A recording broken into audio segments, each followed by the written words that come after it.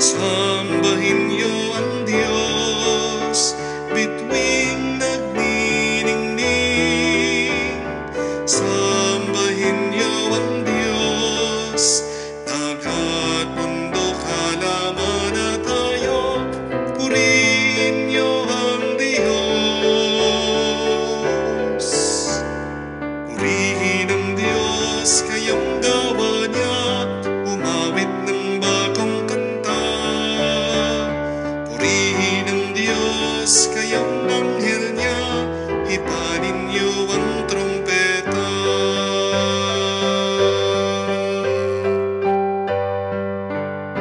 Sa ngalan ng Ama, ng Anak, at ng Espiritu Santo. Amen. Sumainyo ang Panginoon. At sumainyo rin. Mga kapatid, alam ng Diyos ang kailangan natin. Pero ibibigay pa rin niya kung ano ang ating hinihingi at hinihiling. Ginagalang ng Diyos ang ating kalayaan. At hindi naman tayo pepwersahin ng Diyos sa tanggapin natin ang isang bagay na ayaw natin. Pero minsan din, marami tayong mga bagay na tinanggap sa Kanya kahit na hindi natin hiniling. Ang mga bagay na ito ay grasya. Dahil kailangan natin ang mga bagay na ito. Nakakatanggap tayo ng pagpapala sa Kanya araw-araw. Kahit na hindi natin ito inisip, kahit na hindi natin ito binanggit. Nagpasalamat ka na ba sa Diyos? Palagi kang nananalangin, nagre-request sa Kanya. Pero isa sa mga makapangyarihan na dasal ay ang dasal ng pasasalamat. Kaya nga, bago tayo humiling ngayon, magpasalamat muna tayo sa Diyos dahil binigyan niya tayo ng bagong buhay, bagong araw, at mga grasya at bendisyon na hindi natin napapansin at nakikita. Sa mga pagkakataon na kung saan nagkulang tayo sa pasasalamat sa Diyos, sa mga pagkakataon na hindi natin siya nabigyan ng papuri, at sa mga pagkakataon na kung saan nanatili pa rin tayong nagkakasala kahit na napakabait at puno ng habag ang Diyos sa atin. Minsan pa tayo magpakumbaba para makita tayong karapat dapat makatanggap sa mga banal na misteryo. Inaamin ko Sa makapangyarihang Diyos at sa inyo mga kapatid, na lubha akong nagkasala sa isip, sa salita, sa gawa, at sa aking pagkukulang, kaya isinasamo ko sa mahal na Birheng Maria, sa lahat ng mga anghel at mga banal, at sa inyo mga kapatid, na ako'y panalangin sa Panginoong ating Diyos. kaawaan tayo na makapangyarihang Diyos, patawarin tayo sa ating mga kasalanan, at patnubayan tayo sa buhay na walang hanggan. Amen. Panginoon, kaawaan mo kami. Panginoon, kaawaan mo kami. Kristo, kaawaan mo kami. Kristo, kaawaan mo kami. Panginoon, kaawaan mo kami. Panginoon, kaawaan mo kami. Manalangin tayo. Ama naming makapangyarihan, ang iyong dakilang pagkamawain ay nangingibabaw sa aming ginagawang kabutihan at idinadaing na mga kahilingan. Ang kagandahang loob mo sa amin ay gawin mong mag-umapaw upang ang kasalanang hinihingi ng kapatawaran ng budhi naming takot na ikaw ay lapitan, ay iyong patawarin ng lubusan at ang iyong pinag-aalangan naming hilingin sa pagdarasal ay iyong pagbigyan aming makamtan. Sa pamamagitan ni Jesucristo, kasama ng Espiritu Santo, magpa sa walang hanggan. Amen. Pagbasa mula sa sulat ni Apostol San Pablo sa mga taga-Galacia. Nahihibang na ba kayong mga taga-Galacia? Sino ang nakagayuma sa inyo? Maliwanag na ipinahayag sa inyo ang pagkamatay ni Jesucristo sa krus. Ito lamang ang ibig kong malaman ninyo. Tinanggap ba ninyo ang Espiritu dahil sa pagsunod sa kautusan o dahil sa inyong pakikinig at paniniwala sa mabuting balita tungkol kay Kristo? Napakahangal ninyo. Nagsimula kayo sa espiritu at ngayon nagwawakas kayo sa laman. Wala na bang halaga ang naging karanasan ninyo? Marahil naman ay mayroon. Bakit ba ipanagkakaloob sa inyo ng Diyos ang espiritu? Bakit ba siya gumagawa ng mga himala? Dahil ba sa inyong mga gawa ayon sa kautusan? O dahil sa inyong paniniwala sa mabuting balita? Ang salita ng Diyos. Salamat sa Diyos. Poong Diyos ay purihin, nilingap niya ang Israel. Poong Diyos ay purihin, nilingap niya ang Israel. Nagpagdala ang Diyos sa ating ng isang makapangyarihang tagapagligtas mula sa lipi ni David na kanyang lingkod. Ipinangako niya sa pamamagitan ng kanyang mga banal na propeta noong una. Poong Diyos ay purihin, nilingap niya ang Israel. Na ililigtas niya tayo sa ating mga kaaway at sa mga kamay ng lahat ng napupuot sa atin. Ipinangako rin niya na kahahabagan ang ating mga magulang at ahalalahanin ang kanyang banal na tipan. Poong Diyos ay purihin, nilingap niya ang Israel. Yan ang sumpang binatawan niya sa atin, amang si Abraham, na ililigtas tayo sa ating mga kaaway upang walang takot na makasamba sa Kanya at maging banal at matuwid sa Kanyang paningin habang tayo'y nabubuhay. Poong Diyos ay purihin, nilingap niya ang Israel.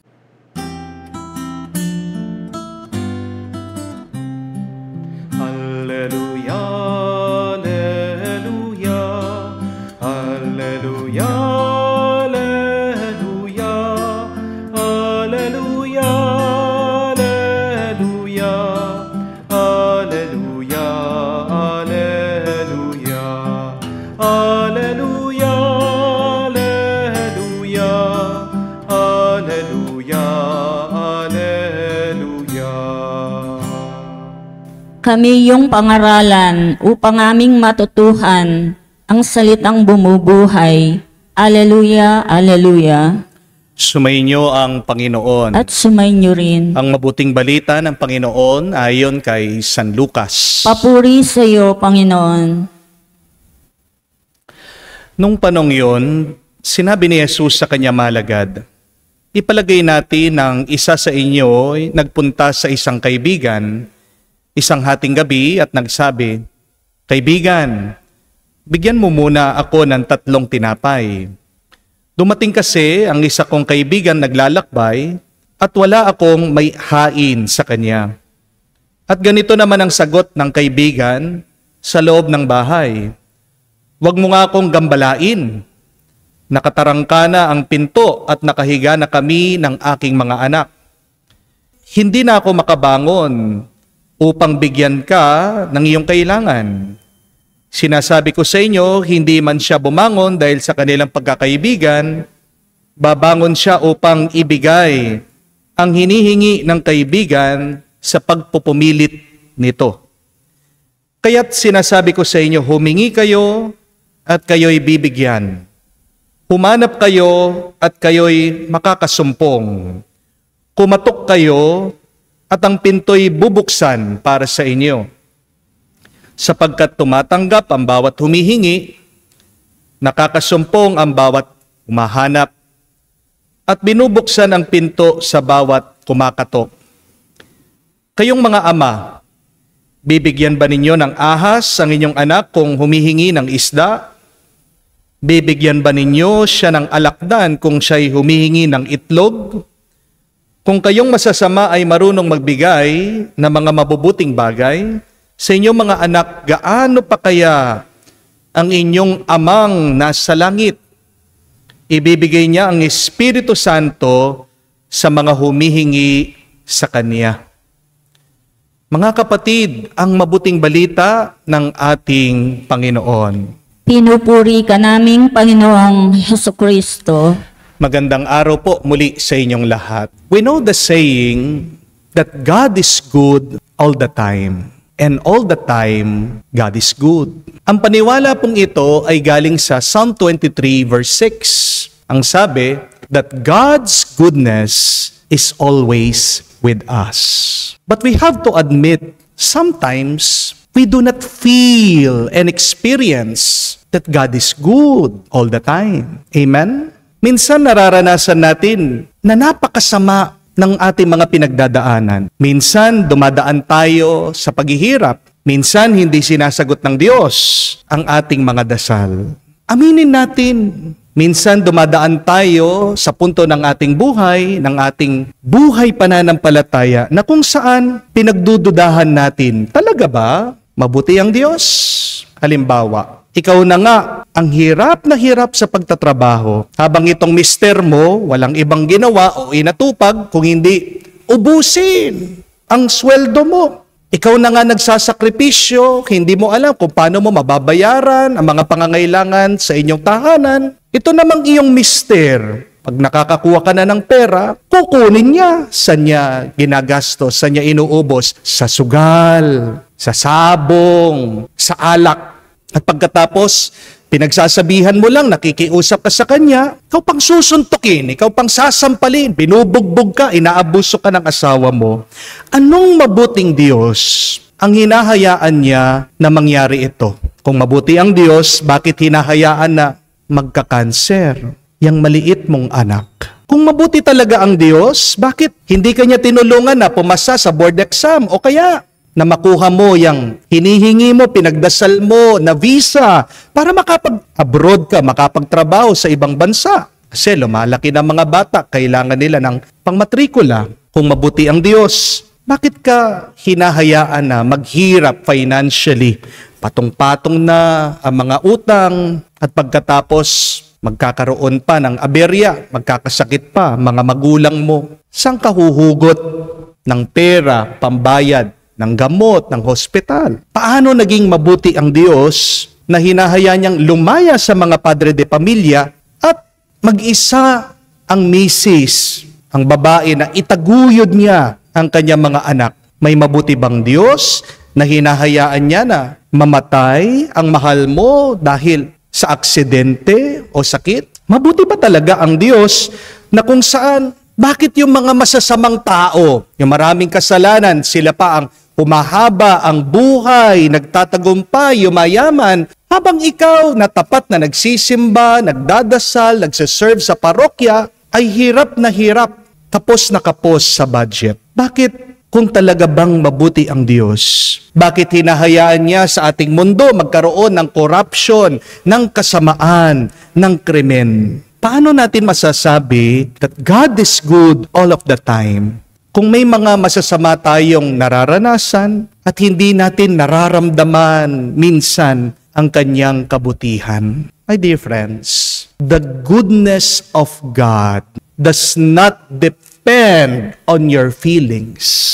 The goodness of God does not depend on your particular experience.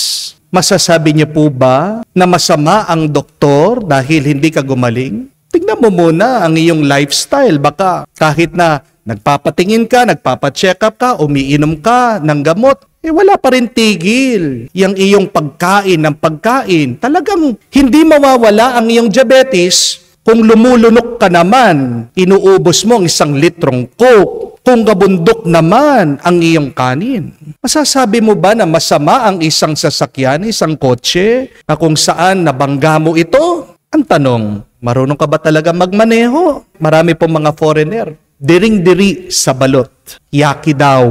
Pero bakit masama ito para sa kanila? Dahil hindi sila sanay. Bakit ba nakikita natin na masama ang Diyos minsan? Una, marahil dahil sa pag-uugali natin. Baka naman masama ang iyong pananaw. Baka naman nabubuhay ka sa pagkakasala. At intindihin niyo po ito. When you have a bad mindset, when you have a bad attitude, you will never experience and see any goodness in your life. Amen? And when you live in sin, it is so difficult to experience how good is our God. Pero pangalawa, Hindi sanay minsan ang ibang tao sa kalikasan ng Diyos. Kung hindi mo nauunawaan at naiintindihan sino ang Diyos, hindi mo mararanasan ang kanyang kabutihan. Kaya nga po, ang spirituality, ang ating buhay pananampalataya, isa pong parte dyan dapat ay ang pagkikilala natin at pag-uunawa sa ating Panginoon. Because when you understand who God is, you will love Him more. You will become more faithful to Him. Know God deeply, you will follow and love more faithfully. Amen? My dear friends, the more that we understand God, the more that we can say and proclaim, God is good all the time. May dalawa pong dahilan para masabi natin na mabuti ang Diyos. There are two reasons why we can say that God is good all the time. First, God is good because God answers all of our prayers always.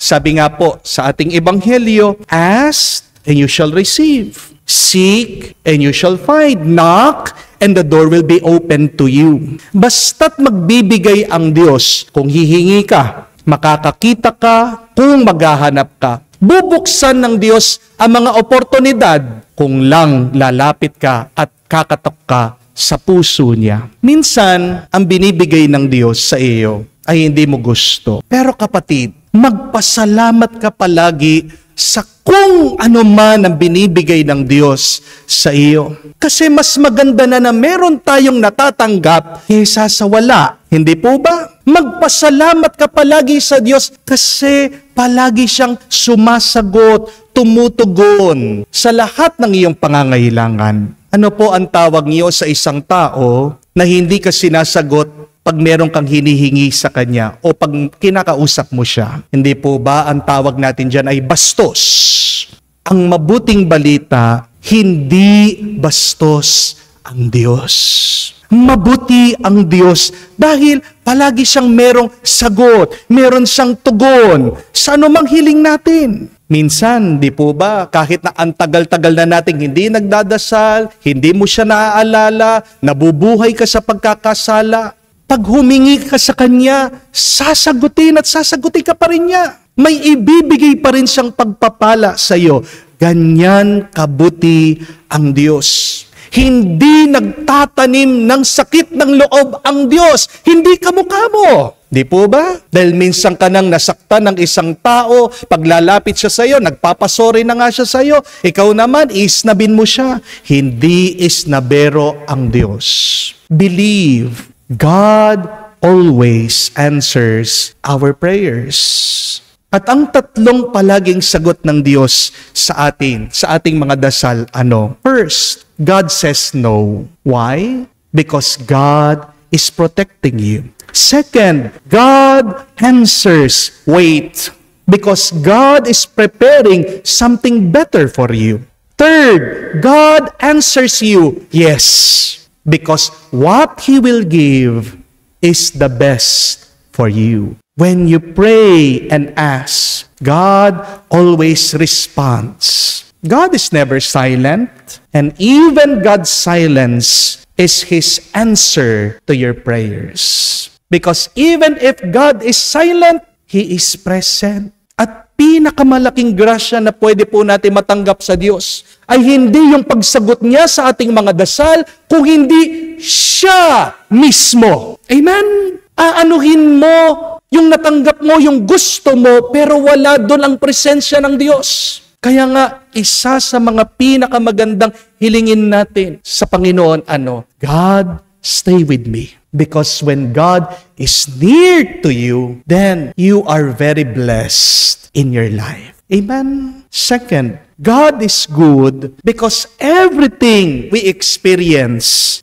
is for our own good in the end. Sabi nga po ni San Pablo, everything works together for the good of those who love Him. So kung mahal na mahal mo ang Diyos, hindi niya hahayaan na ikaw ay mapasama. Amen? Ang susi para matanggap mo yung iyong pinagdarasal Hindi lang pananampalataya, hindi lang pagpapakumbaba, kung hindi pagmamahal sa Kanya. Love God more, and you will receive more from Him.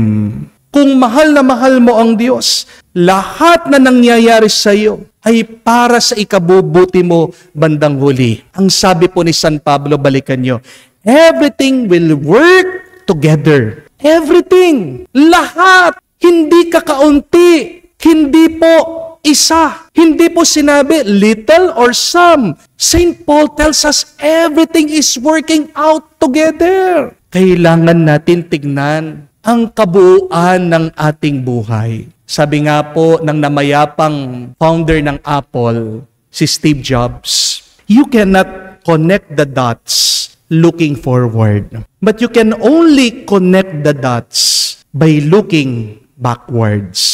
Kailangan tayong magbalik tanaw sa buhay natin para maunawaan natin lahat ng nararanasan natin ay magkakakonekta, magkakaugnay, at lahat ng yan ay may pinupuntahan, isang mabuting bunga para sa iyo na minamahal ng Diyos. Sabi po ng Ebanghelyo, sabi po ni Jesus, kung nga ang mga masasamang tao nagbibigay ng mga mabubuting bagay sa kanilang mga anak, paano pa kaya ang inyong amang nasa langit? Oo nga naman po, pagkasama-sama man ng budhi ng isang tao, makikita mo may kabaitan yan.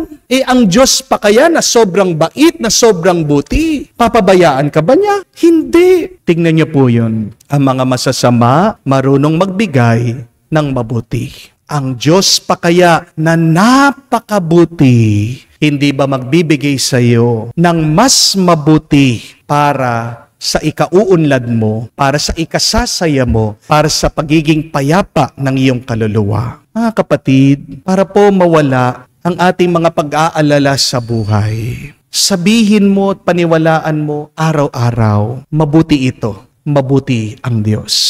Let that be your prayer. Every day, every minute, every second. This is good. God is good. May nangungutang sa'yo, may nagpapatulong sa'yo, habang ikaw naman, kapos ka na rin, nahihirapan ka. Wag sanang iinit ang ulo mo, wag kang maiinis. Wag sana sasama ang loob mo, sabihin mo, mabuti ito, mabuti ang Diyos.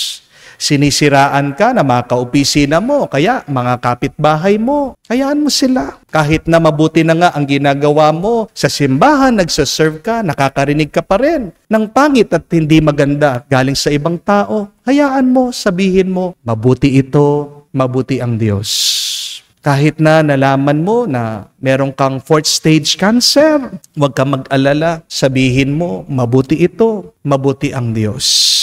Nawalan ka man ng pera, niloko ka ng ibang tao, na-scam ka, magdasal ka, sabihin mo, mabuti ito, mabuti ang Diyos.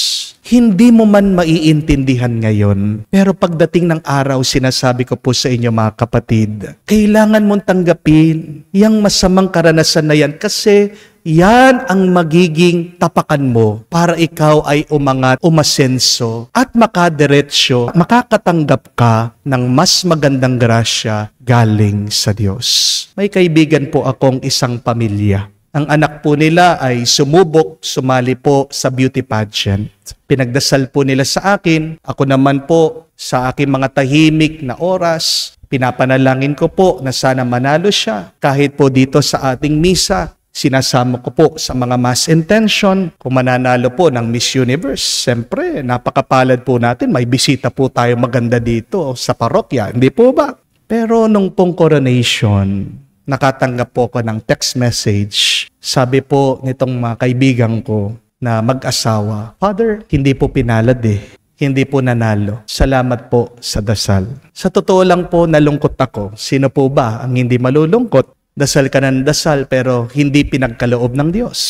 Pero nag-message po ako, nag-text back po ako, sabi ko, God has a better plan. Yan nung pong piyesta, pumunta po dito sa parokya, nagkukwento po kung ano nangyari. Nakita ko po itong bata, hindi naman po siya depressed, hindi po siya malungkot. Glowing pa nga yung muka. At tinanong ko, ano na nangyari? At dito po binalita sa akin, may mabuting nangyari pala. Pagkatapos ng pagkatalo, ang dami pong mga project na lumapit sa kanya. Naging na po siyang isang model. Kinuha siya ng iba't ibang kumpanya. At dahil po dito, nakapagregalo pa ng massage chair sa mga magulang niya. Sabi ko, tignan mo na ang pagkatalo mo. Nagbukas ng ibang pintuan. Mabubuting pagpapala para sa inyo. So I tell this to you, my dear friends. In the midst of your difficulties and problems in life, don't stop praying, proclaiming God is good all the time. Because when you pray and believe that God is good all the time, you are actually showing your faith to God. Amen? And remember, God grants miracles and blessings to those who deeply, faithfully, and joyfully trust in Him. Magdasal po tayo mga kapatid. Sa gitna po ng ating mga paghihirap, mga pagsubok sa buhay, palagi tayong maniwala na ang Diyos ay mabuti,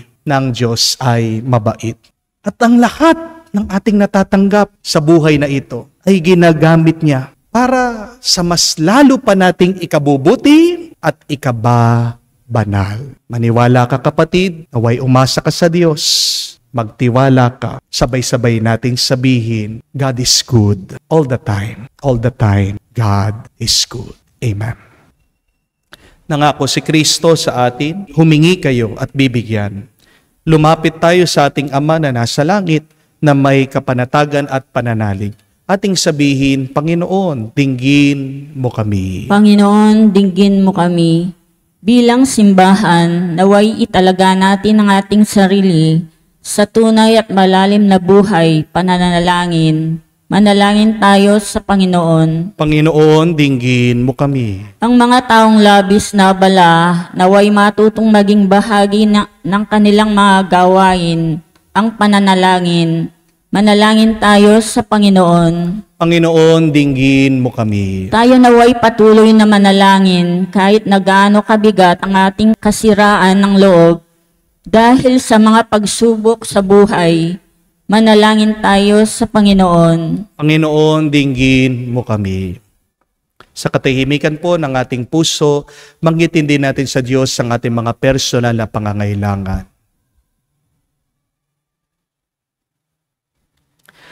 Makapangyarihang Diyos, higit pa sa aming mga imahinasyon ang iyong kabutihang loob at sa mga pamamaraang hindi namin nauunawaan. Pakinggan mo nawa ang panalangin tinataas namin sa iyo sa pamagitan ni Kristo aming Panginoon. Amen.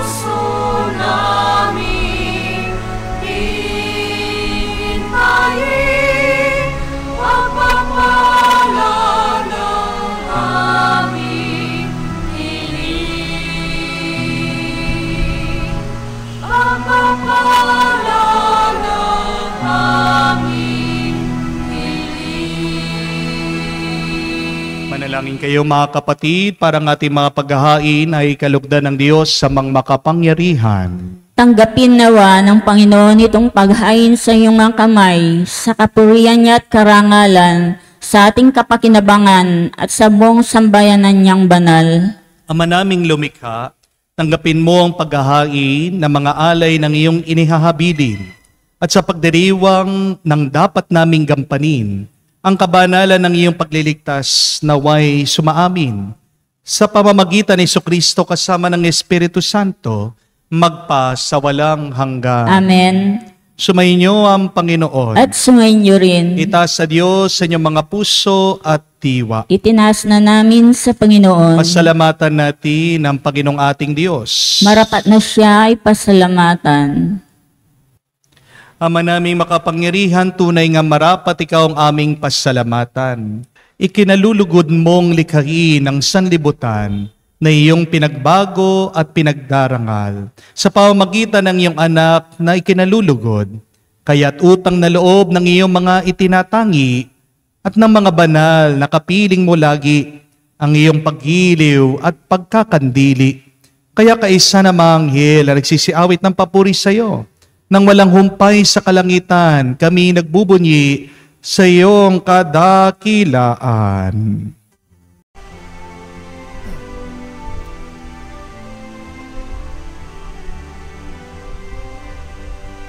Santo, Santo, Santo, Panginoong Diyos ng mga hukbo, napupuno ang langit at lupa ng kadakilaan mo. Hosana, Hosana, sa kaitaasan, pinagpala ang naparirito sa ngalan ng Panginoon. Hosana, Hosana, sa kaitaasan. Hosana, Hosana, sa kaitaasan.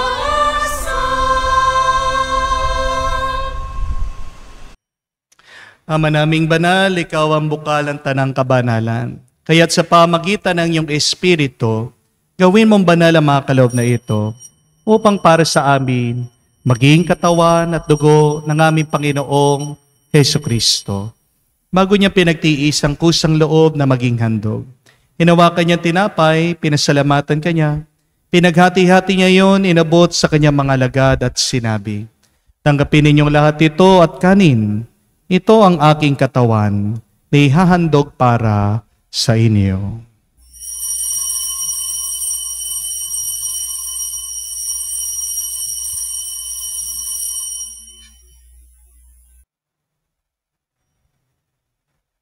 Gayon din naman nang matapos ang hapunan, hinawakan niyang kalis, muli kanyang pinasalamatan.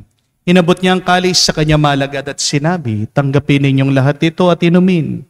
Ito ang kalis ng aking dugo, ng bago at walang hanggan tipan.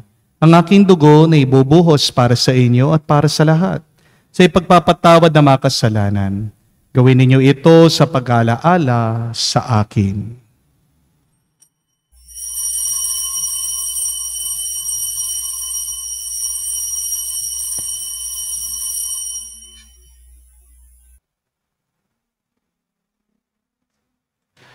Ang misteryo ng pananampalataya.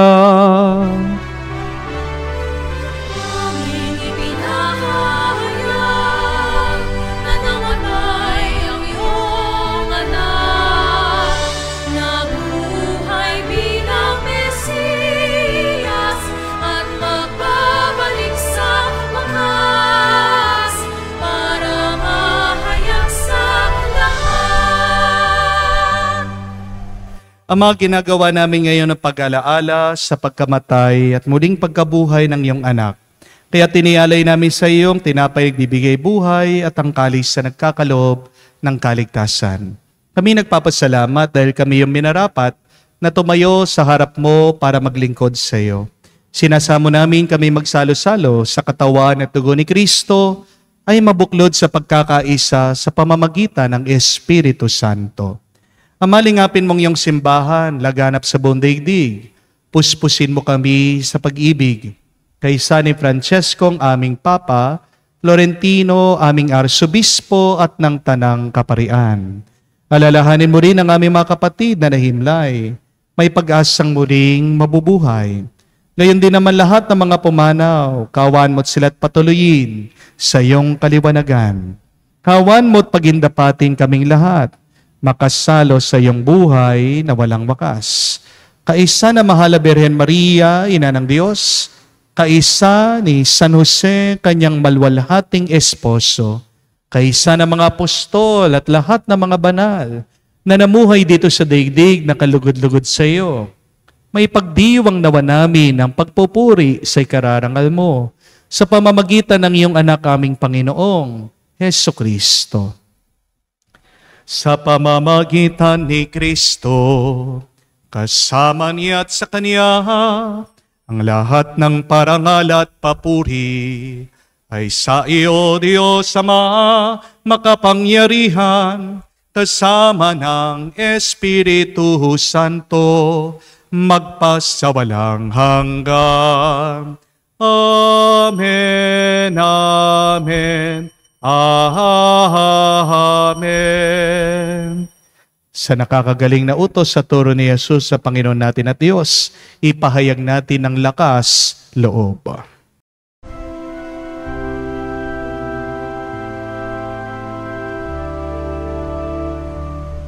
Ama namin, sumasalangit ka, sambahin ang ngalan mo, mapasa amin ang kaharian mo, sundin ang loob mo dito sa lupa, para lang sa langit.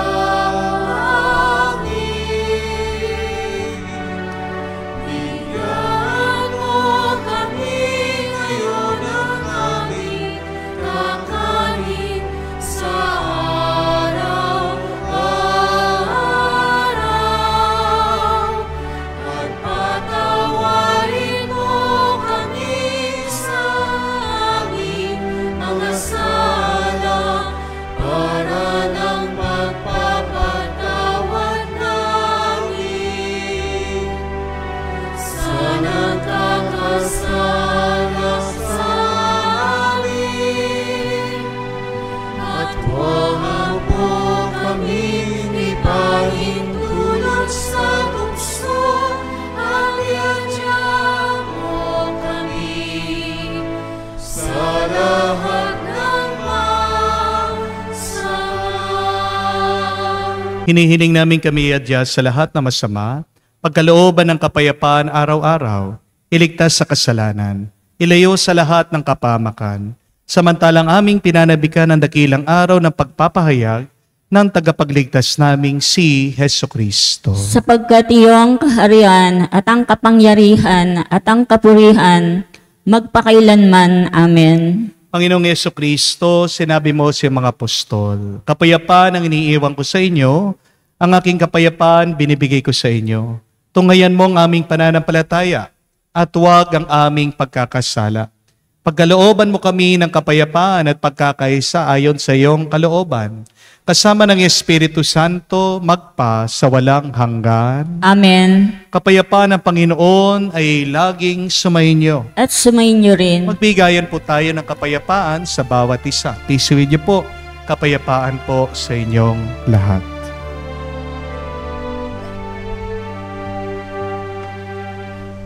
Kordero ng Diyos na nag-aalis ng mga kasalanan ng sanlibutan, maawa ka sa amin, maawa ka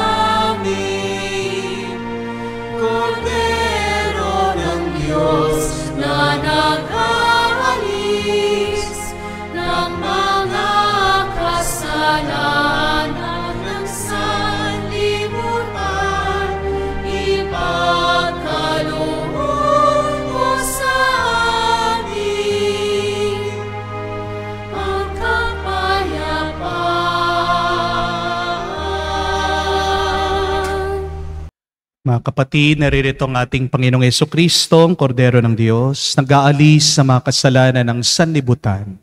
Mapalad tayong lumalapit sa piging ng Kordero. Panginoon, hindi ako karapat-dapat na magpatuloy sa iyo, ngunit sa isang salita mo lamang ay gagaling na ako.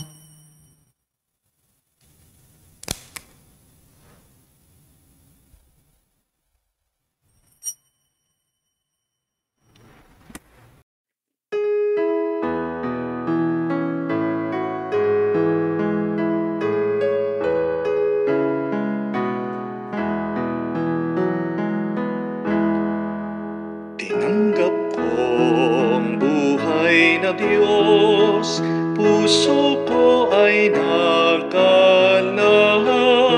Tinanggap ko ang buhay na Diyos, puso ko ay natuwa.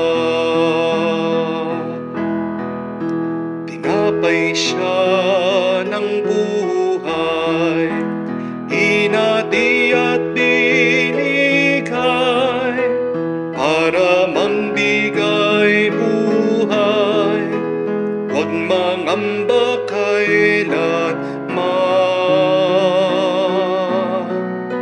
Tinanggap ko buhay na Diyos, puso ko ay nagalak. Tinanggap ko buhay na Diyos, puso ko ay natuwa.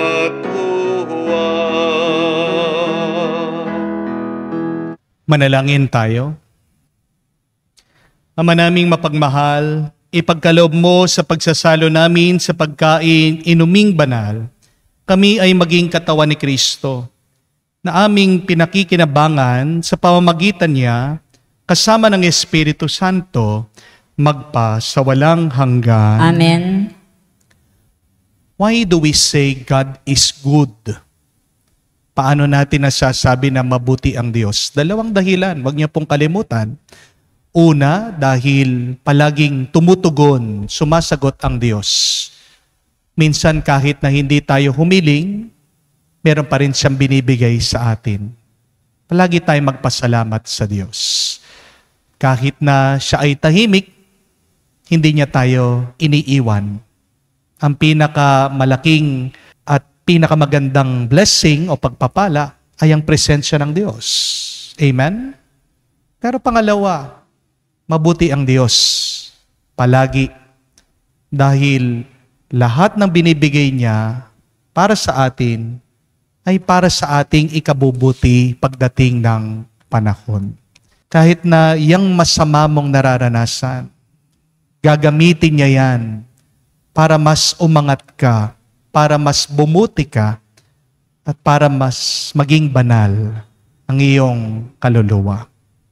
Remember the line, the saying that God writes straight using crooked lines. Kahit na masama ang iyong pinagdadaanan, yan ay gagamitin pa rin niya para sa iyong ikaliligaya, para sa iyong ikatutuwa, para sa iyong ikapapayapa. Kaya stop worrying.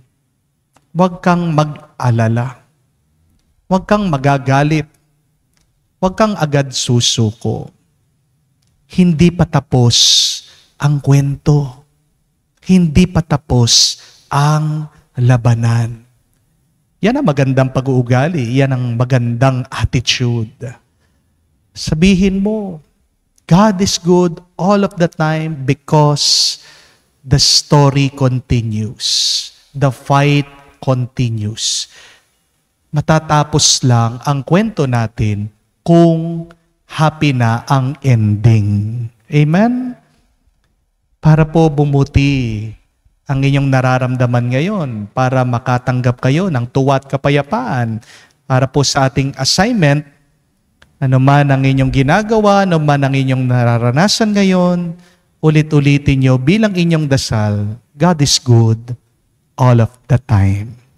All of the time, God is good. Sumainyo ang Panginoon. At sumainyo rin. Kayo ay basbasan ng Diyos, makapangyarihan sa lahat, sa ngalan ng Ama, ng Anak, ng Espiritu Santo. Amen. Ang ating misa ay natapos na. Humayo kayo sa kapayapaan ni Kristo. Salamat sa Diyos.